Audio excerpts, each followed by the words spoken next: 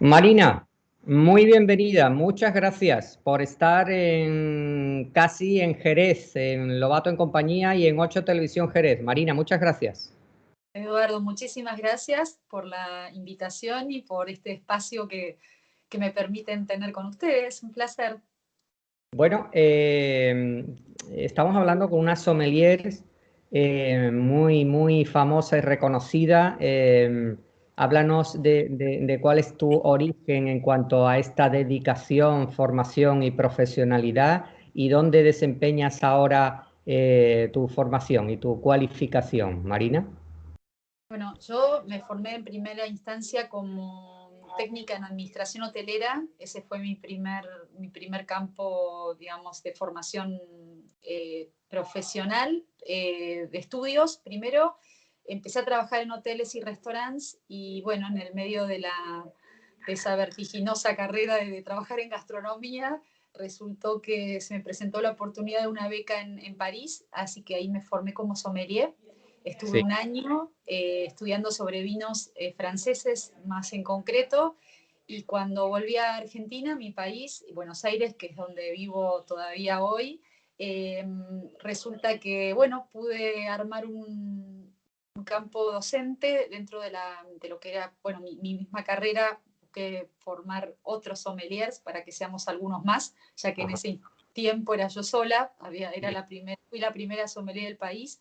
Así que, bueno, hasta hoy dirijo la Escuela Argentina de Sommeliers y hoy por suerte somos muchos los sommeliers dando vueltas por Argentina y el mundo, que bueno, muchos han decidido hacer sus carreras en otros lados, ¿no? Bueno, ¿qué responsabilidad tiene el sommelier o te echas tú en las espaldas cuando estás hablando de vinos, cuando estás proponiendo de vinos, cuando estás aconsejando, cuando estás desarrollando todo un camino para los que no conocen o no conocemos o incluso para los muy avesados, pero que les abras otras puertas al conocimiento?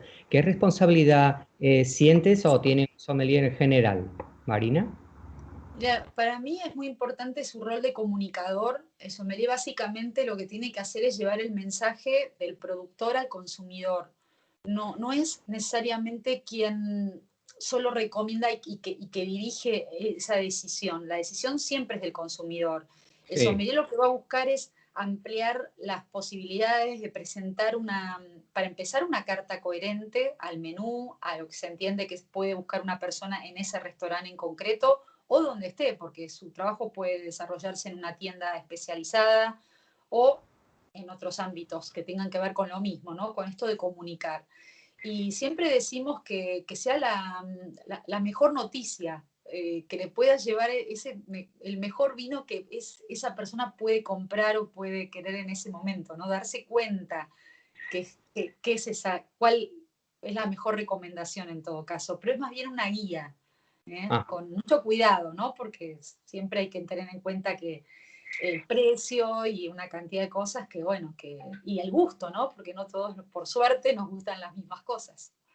Y mira, ¿y el enólogo en qué se diferencia del sommelier, Marina? Bueno, ¿Cuál el es su enólogo es quien cuenta? elabora, claro, es el winemaker, es quien produce. Para nosotros empezamos el trabajo cuando el enólogo lo termina. Ajá. Ellos terminan con el vino puesto en botella, cerrado y etiquetado, y lo nuestro empieza cuando abrimos esa botella, ¿no? Entonces, son trabajos que se complementan mucho, pero en ningún momento, a veces decimos, no se superponen, más bien se suma uno al otro. Claro. Bueno, ¿y qué importancia tiene? Luego vamos a hablar, si te parece, de tus clases magistrales. ¿Qué importancia tiene una cata a la hora de asumir, de introducirnos en el mundo del vino, Marina? Uf, bueno, la cata es todo, porque en definitiva, para llevar ese mensaje yo tengo que entender el vino y lo tengo que conocer. Y la mejor manera de hacerlo es justamente probándolo. Por supuesto, no es solo eso, ¿no? Porque el vino no es solamente lo que está en una copa, es la gente que está atrás, es una casa, una marca, una historia. Hay una cantidad de cosas para mí y para muchísimas personas alrededor de eso. Pero bueno, la cata es la que nos permite de alguna manera entender el vino, y en definitiva el consumidor lo que va a hacer después es probarlo y quiere que le guste. o le guste más que otro. Entonces, la cata y la formación para esa cata, llevarla también responsablemente, es fundamental para nosotros.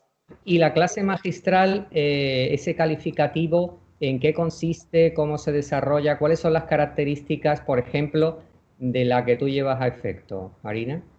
Bueno, nosotros en la carrera de sommeliers tenemos una cantidad importante de clases con cata, hoy muy complicado por la situación actual, porque la presencialidad está súper limitada, pero sí, digamos, en un momento regular y clásico, es un entrenamiento. Yo por ahí me gusta compararlo con aprender un idioma o hacer un deporte, ¿no es cierto? Donde en realidad uno lo que hace es hacerlo montones de veces hasta que sale un poco mejor. Y no Sí, es que un día decís, bueno, si yo ya entendí todo, ya sé catar, porque eso no es, nunca va a suceder. O sea, es como, bueno, voy a seguir haciéndolo, no voy a seguir hablando y, y el idioma lo voy a seguir entrenando y el partido lo tengo que seguir jugando para seguir en forma, digamos. No es que uno ya aprende a catar, tiene las herramientas para catar y después es un ejercicio que tiene un inicio y no tiene un fin. claro. Y mira, nosotros estamos en una zona evidentemente vinatera como es Jerez de la Frontera. Así a priori, ¿qué diferencias tú te has formado, nos has contado antes en París? ¿Qué diferencias, por ejemplo, hay o observas entre los vinos franceses y los españoles? Y luego ya nos hablas de los americanos, Marina. Uy, bueno, depende de la zona, ¿no? Porque España es muy grande y Francia es muy grande a nivel vinos. Digo grande no en tamaño necesariamente porque vivo en un país enorme, mucho más grande que Francia y España juntas, Claro. pero lo cierto es que la diversidad de suelos, de climas en estos países es muy grande. Entonces es difícil, por ejemplo, yo pienso hoy en un vino de Jerez y es muy difícil compararlo con un vino del Penedés. Es que no tienen nada que ver. Entonces, así como sucede en un país, difícilmente sea posible compararlo así a nivel regional.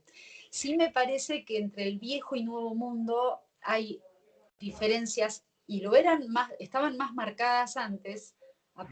La sensación un poco que tenemos todos es que cada vez se parecen más los vinos en un punto. Así como marcan diferencias, se empiezan a aparecer. Perfecto. ¿Por qué es eso? Y bueno, porque hay técnicas de vinificación y tendencias que se repiten, ¿no? En los países y ya con toda la información que hay es más fácil. Pero hay algo que no se puede evitar y no se puede producir, inventar, que es el clima y el Claro, suelo. O sea, hay un claro. punto en el que la cepa, la uva, puede ser exactamente clonada igual. O sea, yo me puedo llevar una cepa de ese palomino y plantarlo en Mendoza, que es la ciudad la región más importante de producción de Argentina, Sí, plantar exactamente el clon idéntico y jamás, jamás, jamás voy tal- a tener un vino igual. No hay, claro, no hay ninguna posibilidad. Aunque venga el mismo señor que lo hace allá, venga acá a claro. elaborarlo, no le va a salir de ninguna manera igual. Tiene Eso otro, es claro, lo eso, que no se puede combatir. Y esto tiene que ver con el clima y por eso es curioso, pero Argentina, por ejemplo, ahora cada vez busca más regiones más frías, las busca en altura, las busca en como sea. ¿Para qué? Para que sea un poco más el estilo viejo mundo, ¿no? Que son estos países europeos que, bueno, que tienen una tradición importantísima y es un legado el que nos han dejado. Así que, eh, pero sí, sí el clima es el que quizás marca más. Antes eran muy, muy evidentes, clima frío, clima cálido. O sea, nuevo y viejo mundo era prácticamente cantada la cata de dónde era cada cosa porque se parecían. Yo creo que ahora es más claro. difícil eso. Y Eh, y cada vez hacen mejores vinos en todos lados, ¿no? están como más homogenizados, ¿no? Sí, en un lado sí, y a la vez en las regiones hay vinos más diferentes entre sí. Es curioso lo que pasa. Es Sí, como que no tiene que ver con las fronteras, tiene que ver con lo que pasa en cada territorio, en cada suelo. Hay más búsqueda por hacer vinos distintos en cada lugar, nosotros lo llamamos terroir, ¿no? O sea, el conjunto de clima, suelo, cepa, hombre, ese conjunto de factores hacen que los vinos sean especiales en cada lugar, pero después cuando uno lo mira a nivel global, hay vinos que se parecen más a Muy otros que antes. Es bastante curioso, pero empieza a pasar. De todos modos, es fascinante, inacabable, inabordable, claro. inspirador, porque siempre dan ganas de probar el próximo vino, ¿no?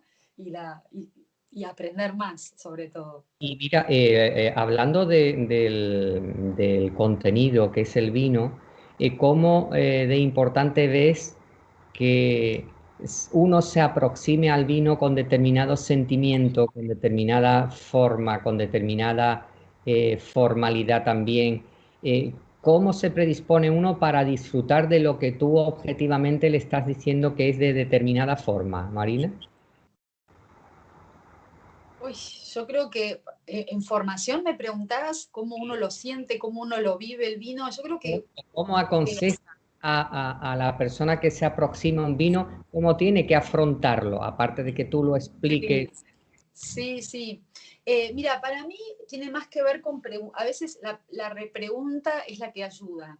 Si Ah, uno trata de conocer a la persona, preguntándole, por ejemplo, qué suele beber, qué elige, qué le gusta, no sé, tratar de tener información primero, porque es muy difícil soltar algo sin tener idea de con quién estamos hablando. Y la claro, manera de claro. conocer a las personas, viste ese viejísimo, viejísimo dicho, dime qué comes y te diré quién eres. Bueno, Eh, funciona igual. Dime qué bebes y te diré quién eres. Pero eso nos ayuda a ver, bueno, qué es lo que bebe, por dónde va. Entonces así yo ya tengo no sé, tengo una idea, ¿no? Y me puedo orientar mejor, porque de otro modo es imposible.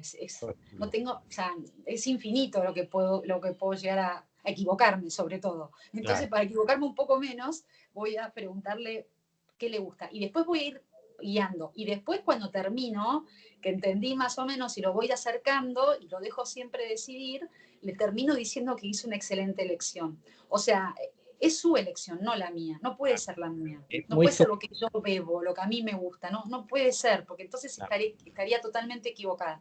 Y después algo que pasa en restaurante, que es maravilloso, que es qué está comiendo, porque ahí sí yo puedo acercar un poco más, porque dentro de esa guía que me da la persona, yo puedo decir, bueno, pero tiene este plato, y ahí juego a favor porque yo sí conozco el plato. Yo claro. sí sé cómo sale ese plato, cómo es, no sé, la textura, el tenor graso, no sé, el volumen que tiene, el peso que tiene. Todo eso lo conozco porque conozco la carta. Entonces ahí sí me permito, ahí me acerco más fácil y la persona toma esa sugerencia, pero no sin antes hacer un buen sondeo de qué pasa al lado. Y te voy a decir, tu profesión, el sommelier, ¿cómo se maneja en determinados tipos de restaurantes a los que vamos? ¿Cómo se controla si en todos los sitios se controla la carta? ¿Cómo se establece la carta a tu criterio digamos, en los restaurantes de un determinado nivel hacia arriba? Marina. La carta es fundamental, la carta es la presentación del restaurante y del sommelier. Y esa carta tiene que estar bien hecha. Es fundamental hacer una carta con criterio, porque no es solamente un listado de vinos. Mejor Claro, dicho, no es un listado de vinos una carta, es conocer bien el menú, tratar de interpretar qué gente elige ese restaurante.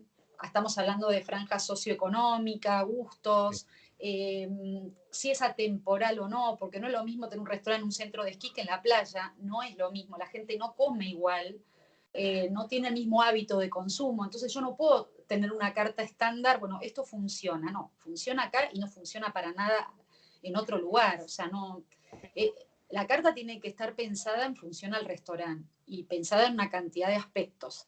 Entonces, una carta bien hecha facilita. Y además lo difícil es hacer una carta chica, porque si es por por poner ejemplo. etiquetas, pero es mucho más fácil. Si a mí me dicen, mira, es ilimitado, el presupuesto es ilimitado y además el espacio de guarda es ilimitado, y bueno, me están llevando de paseo, o sea, un placer. Si me dicen, tengo un presupuesto limitado y no tengo lugar para guardar, es mucho más difícil la carta. claro, Y tiene que tener rotación y no puedo dejar que esos vinos que queden, porque es mucha plata la que invierte claro, quien ha comprado esos vinos, entonces no lo puedo dejar que simplemente se queden años sin moverse, en fin.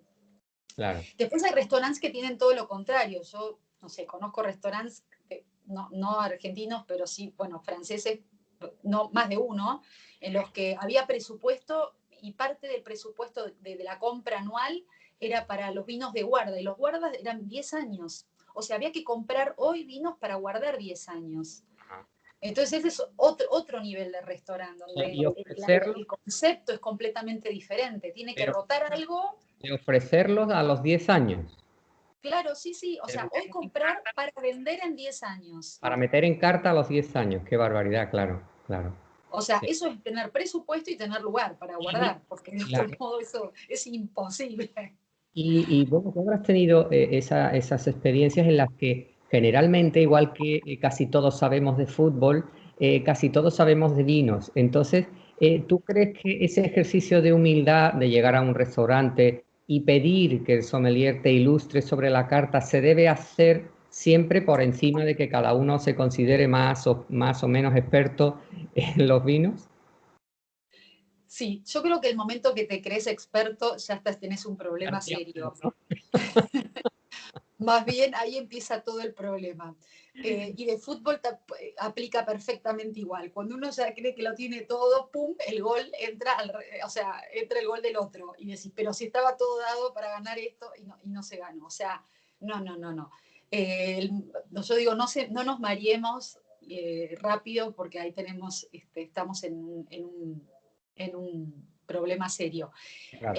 No, y dijiste la palabra más linda de todas, que es la humildad. Ujú, O sea, acá es primero otra cosa fundamental que tampoco hay que olvidar, esta es una formación de servicio. Estamos ujú. al servicio del comensal y del vino. Nosotros no somos un conducto, nada más, somos un canal, somos una partecita, nosotros no hicimos nada para llegar ahí. Está todo en el vino, en esa botella, y esa persona que es la que lo va a comprar. Entonces, nosotros tenemos que hacer las cosas bien, prolijamente, con criterio y humildad, nada más. Ajá. Pero el momento en que yo creo que estoy en una situación de lucirme y de mostrarme y de ser el gran protagonista, estoy totalmente equivocada en el planteo, porque el único protagonista es el vino y la persona que lo está comprando. Claro, mira, me hablas del vino, el contenido, pero ¿qué influencia tiene el continente? Última vez se ven cómo se van cambiando las formas de la presentación, ya no solamente en botella, sino en copa, catavino. ¿Cómo va cambiando eso con los tiempos, Marina? Muchísimo, muchísimo y bienvenido los cambios porque hoy el consumidor también busca nuevas propuestas, o mejor dicho, el mercado ofrece y el consumidor las toma. Entonces hay que aprovecharlas todas. Hay gente que está para tomar solo una copa, que no sé, que quiere algo fresco, que quiere algo ligero, que quiere, no sé, el consumidor quiere un poco de todo. Entonces, en la medida que nosotros y que haya más diversidad, y bueno, el consumidor va a tener más elecciones. Ujú. Entonces, yo creo mucho, a mí me gusta mucho pensar en un buying box, en una casa o en una fiesta donde a lo mejor así se bebe más vino, porque resulta que la gente pasa y se sirve un poquito de vino con un dispenser y es un modo simple y cotidiano y finalmente no tiene tanto lío, que si no nadie encuentra el sacacorcho, nadie sabe abrir una botella bien, en fin. O sea, la cosa puede ser divina o puede ser complicadísima. Entonces, ¿por qué no? ¿Por qué no? Y después tener en un bar, no sé, propuestas de máquinas que sacan así vino por copa y que es súper entretenido y por qué no. Igual yo soy de una generación, por ejemplo, que digo a veces, y bueno, pero ahora, por ejemplo, vino en lata, y a mí el vino en lata me cuesta, a mí, porque yo ya estoy ya estoy media grande para hacerme tanto la moderna. Claro. Entonces no, me cuesta un montón. Pero me encanta pensar que la gente más joven, en lugar de tomar una bebida gasificada, una bebida gaseosa, se dice también, una Sí, bebida claro. este, que ningún problema, tomo Coca-Cola y me encanta y me gusta y me encanta, pero es para otro momento. Pero que la gente tome en vez de una latita, no se sale, y en vez de tomar una latita de Coca-Cola, que se tome una lata de vino y bueno, bienvenido, que sea vino. Pero ¿tú crees que las Eh, grandes marcas, las grandes bodegas entrarían por ahí, por enlatar su producto? Y ya sí, porque se está buscando mucho alternativas y se están pensando en cosas distintas. Y yo creo que, bueno, que la posibilidad tiene que está resultando bien. Hay mercados que van muy bien. Los mercados, sobre todo, todo lo que viene de Inglaterra, que más bien siempre imponen, ¿no? Entonces, por ejemplo, esto es exitoso es exitoso en Estados Unidos y es exitoso en Australia. O sea, parece que si hablas en inglés, vas por ahí, ¿no? Y bueno, y bien, y hay bodegas que están súper fuertes en esos mercados y en esos canales de, de venta, ¿no? Y va súper bien, así que bienvenido. Para mí, no sé, creo que hay que abrir el juego y entender que el mundo sigue cambiando y hay que proponer cosas que se adapten a la gente joven y demás. Ujú. Bueno, como sabes, este programa está también muy dedicado a la figura de esa literatura cervantina y Don Quijote de la Mancha. Has hablado antes de enlatar los vinos. Yo prefiero que hablemos en este momento de esa época en la que los vinos se servían en jarras de barro y en vasos de barro. Esa de la que luego hablaremos en plató, esa cocina de Don Quijote. ¿Qué vinos crees tú que se utilizarían, que se consumirían, que se saborearían en esa época, Marina? Mira, ¿sabés que pensando un poquito en esto, vos sabés que la palabra sommelier, viene de carga.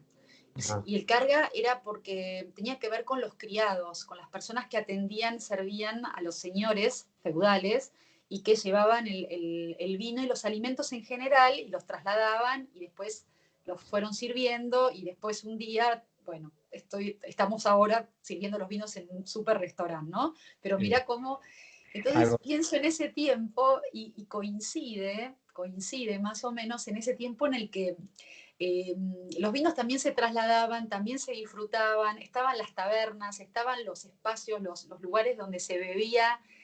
¿Qué vino sería en ese tiempo? Esa es la gran pregunta, ¿no?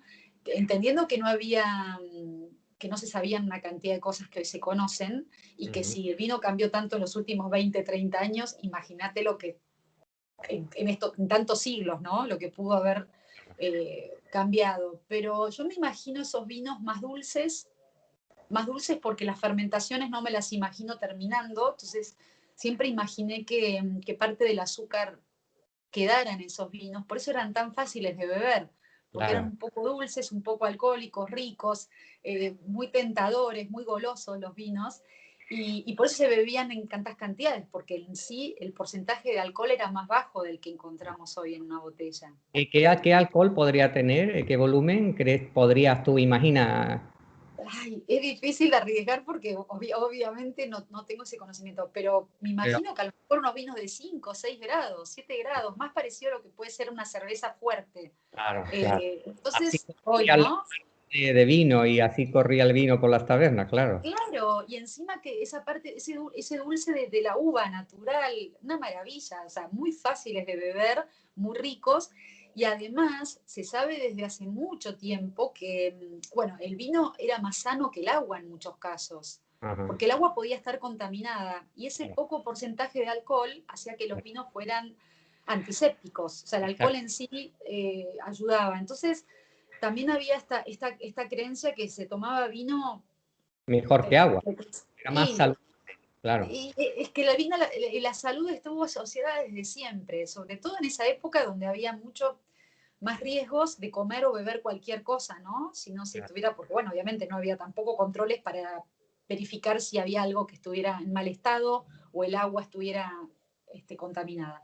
Así claro. que yo me imagino esa gente siempre con vino alrededor, quizás las ganas de creérmelo, pero bueno, está simpático la idea de pensar en ellos como el vino acompañando, el vino, no necesariamente para embriagarse el Claro, concepto, como más era, bien un compañero de viaje.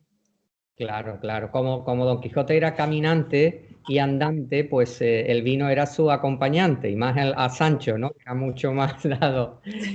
Mira, Totalmente. cuéntanos, antes de despedirnos, si eres tan amable, cuéntanos cuáles son tus proyectos a corto plazo, aún con esta pandemia, que todos los desplazamientos y las comunicaciones presenciales son mucho más complicadas. ¿Hacia dónde va el mundo profesional de Marina?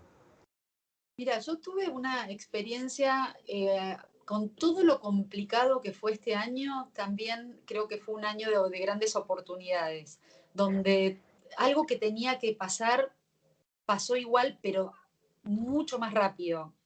Eso es lo que complicó bastante las cosas, porque esto que está pasando iba a pasar en algún momento, o sea, de la digitalización. Hay una cantidad de cosas que se pueden resolver vía Zoom, vía web, vía remota, y la oportunidad de realmente de contar con eso hizo que la comunicación sea mucho más rica hoy que nunca antes. Sí. Creo que ayudó. Mira, esta charla de hoy era impensada. Vos me decías hace un año atrás que yo iba a estar en un Zoom, y digo, ¿qué haciendo? ¿Cómo hago? Yo Claro. ni sé si tenía, o sea, era impensable. Y así, nosotros hoy estamos dando clases virtuales. Tenemos dos programas. Uno que es virtual, totalmente virtual, o sea que las clases están pregrabadas, que cursás Ujú. solo a la hora que quieras. Toda la carrera de sommelier la vas a poder llevar con tranquilidad. Pues bueno, la cata No te va la- aparte, ¿no? Pero todo lo teórico, que no es nada poco, es muchísimo lo teórico, todo eso funciona así. Y después está remota, que es con la clase en vivo con el docente. Sí. Hay como dos propuestas, una que es remota y otra que es virtual. Una decimos sincrónica, otra asincrónica, ¿no? La otra, una tiene más demanda de horarios y demás, y tener bueno, estar más condicionado, pero tiene al profesor en vivo. Y la otra tiene la maravilla de hacerlo en cualquier momento y que esté mucho más trabajada la clase, porque el profesor, ahí hay un guión, hay una locución, o sea, hecho profesionalmente en estudio. El recurso visual es espectacular porque trabajamos todo con avatars, es divina, o sea, es muy visual, es muy atractiva. Y la cata, que es el tema para cualquiera de las dos propuestas, bueno, se resuelve de distintos modos, porque una propone algo como semipresencial, donde las catas se hacen sí de manera presencial, y la otra se propone hacer envío de vinos y que las catas sean de manera remota. O sea, acompañados sí con un profesor, pero cada uno en la casa con una botella. Eso tiene ventajas y desventajas como todo, ¿no? Claro. Pero bueno, trabajamos mucho en la cata también y bueno, entusiasmados y con muchas ganas de avanzar, porque esto no tiene fronteras. Esto lo está cursando, de hecho, hoy una alumna que está en Alemania, otra Claro. está en New York, la otra está, no sé, en Australia, están por todos lados y cursan, bueno, ni hablar de Centroamérica, de Sudamérica, ¿no? Claro. Pero se volvió algo impensado hace, no un año, hace 5 o 6 meses impensado. Pues déjanos, si eres tan amable, cuál sería el contacto para ponerse en contacto contigo y con tu escuela de sommeliers, y cómo podría hacer o cómo podrían hacer las personas que estuviesen interesadas en recibir información al respecto. Marina. Bueno, mira, hay dos páginas web, pero si quieren entrar directamente al de la escuela de sommeliers es www.sommeliers.com.ar, ar de Argentina. Sí, Sommeliers, que hay que escribirlo con 2 M's, sí. porque si no, no sale bien. Sommeliers.com.ar. Y ahí aparecen los cursos virtuales y todas las propuestas. Perfecto. Pues, doña Marina, muchísimas gracias por haber estado un ratito en Jerez de la Frontera hablándonos de vinos desde Buenos Aires. Muchísimas gracias. Bueno, muchas gracias a ustedes y mira qué lindo que me dejaste volver porque estuve en Jerez 2 veces, hace años ya, y ahora de este modo, alguna manera siento que me hicieron viajar de nuevo por ahí, así que bueno, un enorme abrazo, tengo muchos lindos recuerdos de esos viajes y ganas de volver siempre. Pues nada, aquí cuando quieras, cuando pase toda esta crisis de viajes y de salud, Nos eh, vemos. nos vemos y disfrutas de Jerez. Muchísimas gracias, A Marina. ustedes. Éxitos y hasta siempre. Adiós y gracias. Chau, chau. Saludos.